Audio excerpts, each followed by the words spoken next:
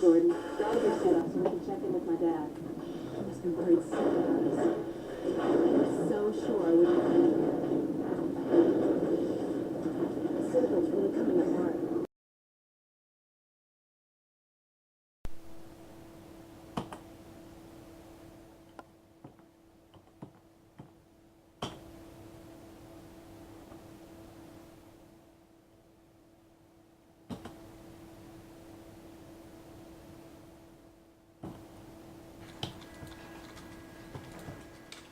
Yeah, wait till you get to the dark forest. I know, I don't like the dark forest. Oh no.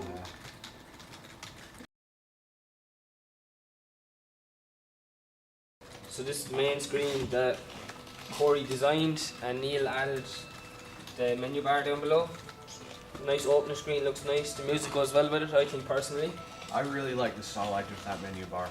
The only beef I have with it right now is that we never got around to actually fixing the black and white bars at the top, the black bar at the top and bottom. That's the only problem I have. I don't have any, I think it's grand as it is. So, and all the characters in it as well, so that makes it better. So, going to the new game, the character selects myself and Neil worked on it. Well, I worked on it and I recycled Neil's code to get it working. I used it from the level editor that Neil made, and as practically a menu. I made it in GIMP and I programmed it then on console.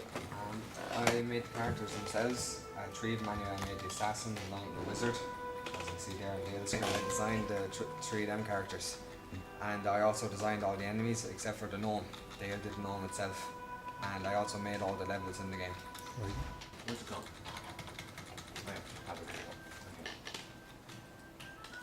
Okay, I want to make sure this turned down.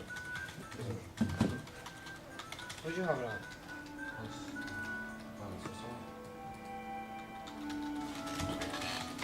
Where's it gone?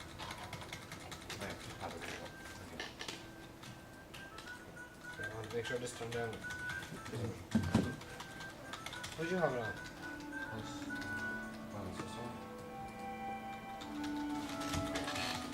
Where's it gone?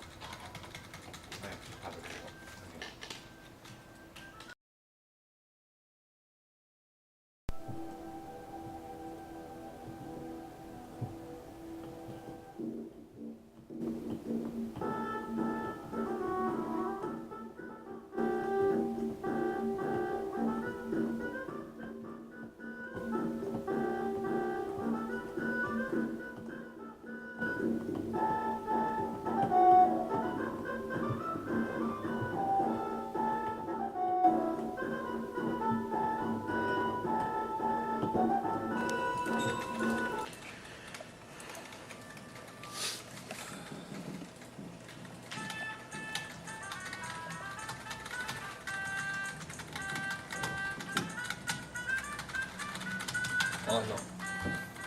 Good. Okay, that's good. That's good.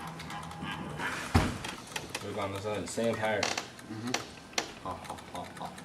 I got past my level. You're 11. You take the shortcut as well. I ain't over fine. I'm going to do it. Well, I don't know.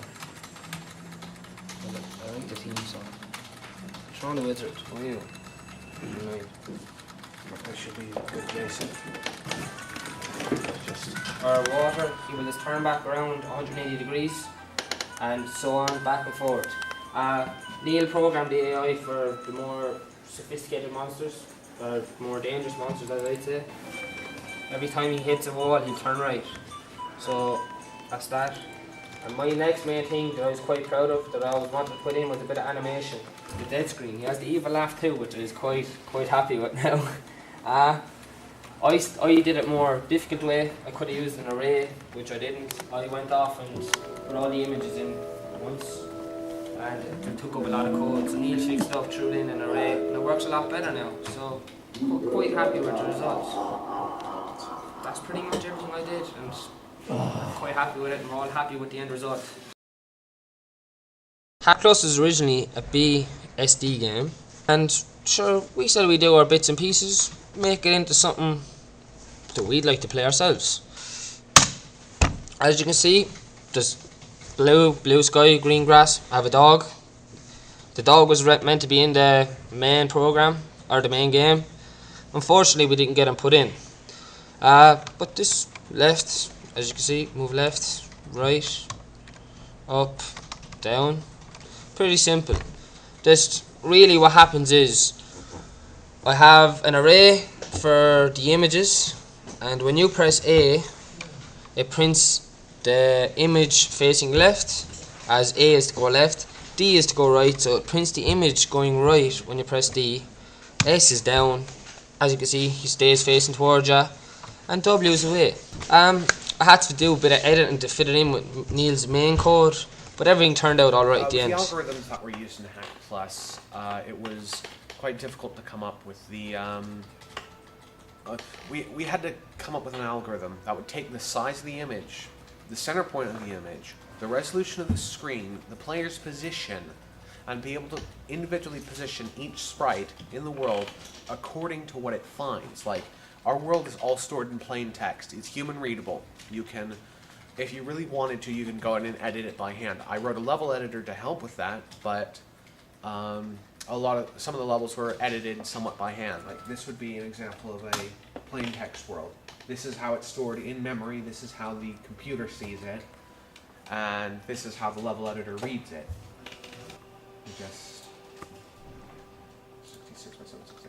This would be the graphical equivalent of one of the levels. Like, it's not as zoomed in as the normal one because I wrote it to be a little zoomed out. But we have the water, we have lava in this case, we have the walls, we have the stairs, we have your man, we have the enemies, we have the coins, it's all there. From this level editor you can actually select the music. This is actually the internal name of each track. The tracks, we didn't actually use the level 3 track because we didn't have a level that suited it. And we can actually change the tile set from here, which will also change the tile set in game. The Fortress tile set was never used because it was used extensively in development and we never had a level that really wanted it. I originally wanted the last level to use it, but Corey insisted we use the cave tile set instead.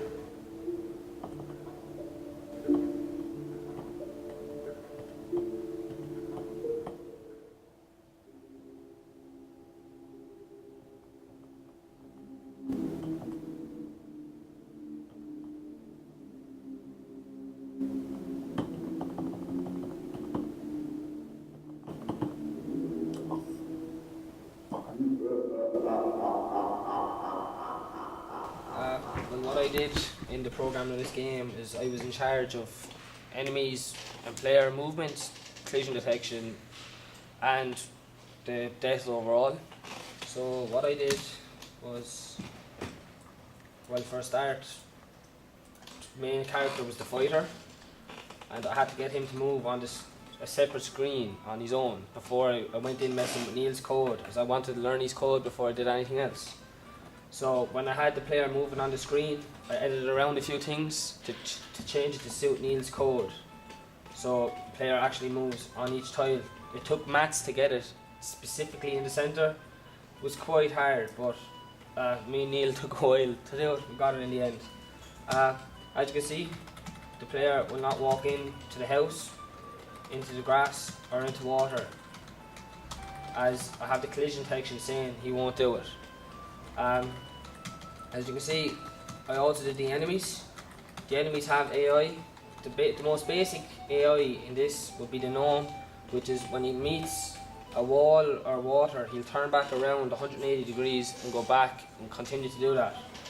But after a while we started making more enemies and they became more advanced, like the eye for instance, as every time he meets, comes into contact with a wall or a bush or something, he would turn right and he would continue to do that.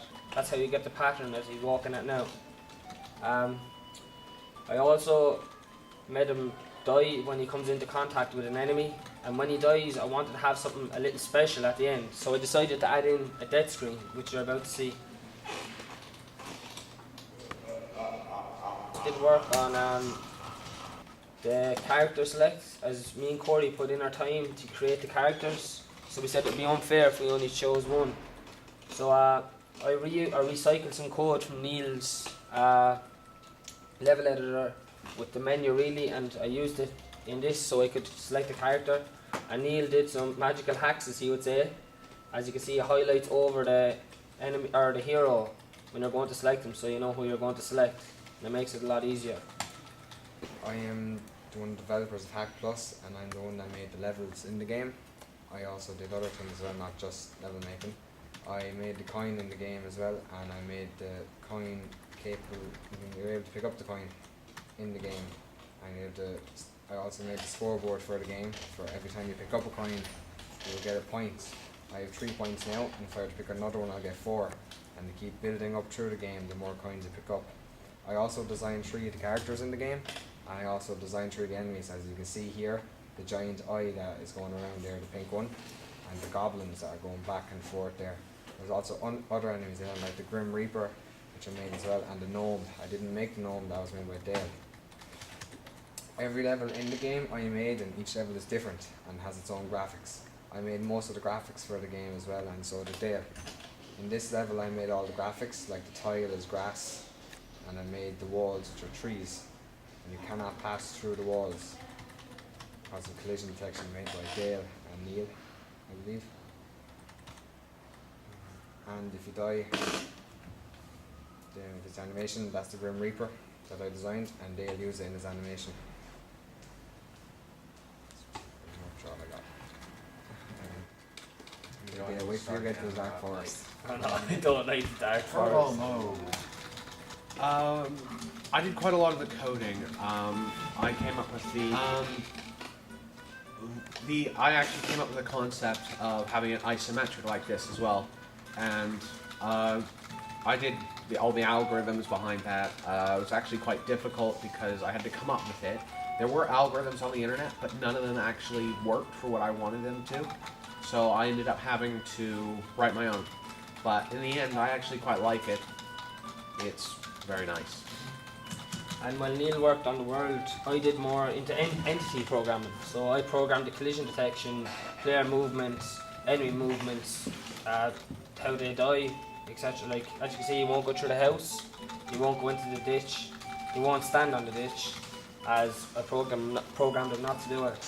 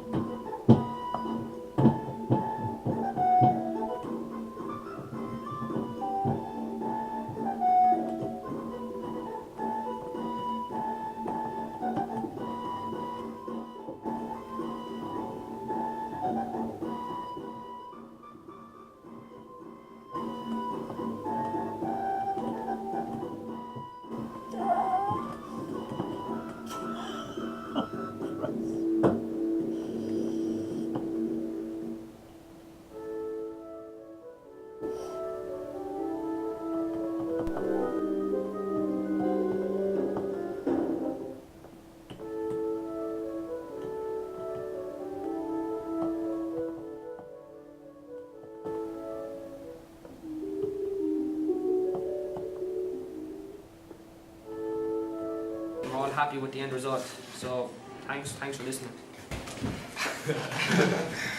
Alright, so Neil give a wave, Corey give a wave, Dale give a wave.